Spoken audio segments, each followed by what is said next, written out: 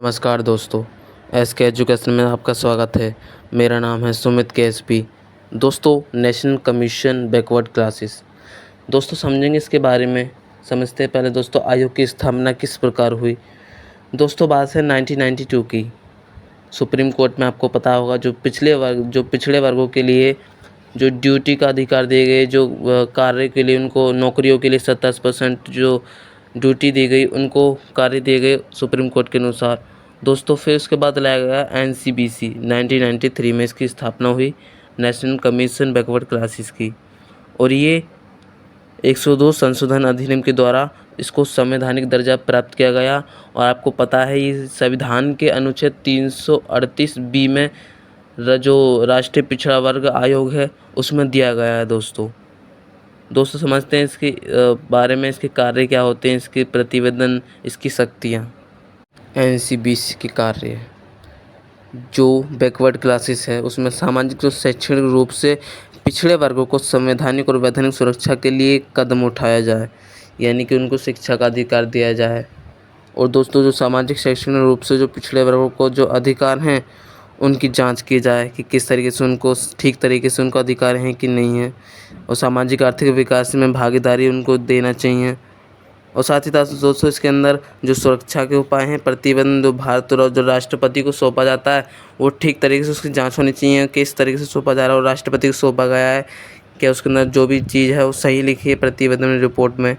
और दोस्तों इसके अंदर जो कल्याण और सामाजिक विकास है उसको लागू करना, जो पिछड़े वर्ग हैं उनके लिए उन्नति के कार्य करना, राष्ट्रपति को जो सारी बातें उसको बताना कि किस तरीके से जो अन्य जो पिछड़ा वर्ग आयोग है, राष्ट्रीय पिछड़ा वर्ग आयोग एनसीबीसी, उनको किस तरीके से उनको अधिकार दिए जा रहे हैं। आप समझते हैं दोस्तों आयोग का प्रतिवेदन।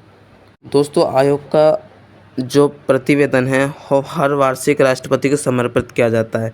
फिर राष्ट्रपति इसको संसद में प्रस्तुत करता है, इसके ऊपर ज्ञापन होता है, इसके ऊपर समझा जाता है किस तरीके से उनको अधिकार दिए जा रहे हैं। उसके बाद राष्ट्रपति के द्वारा जो राज्य से संबंधित जो भी रिपोर्टें वो राज्य की जो विधायिका है उसको दी जाती है, राज्यपाल को नहीं बल्कि राज्य विधायिका को वहाँ पे दी जाती है।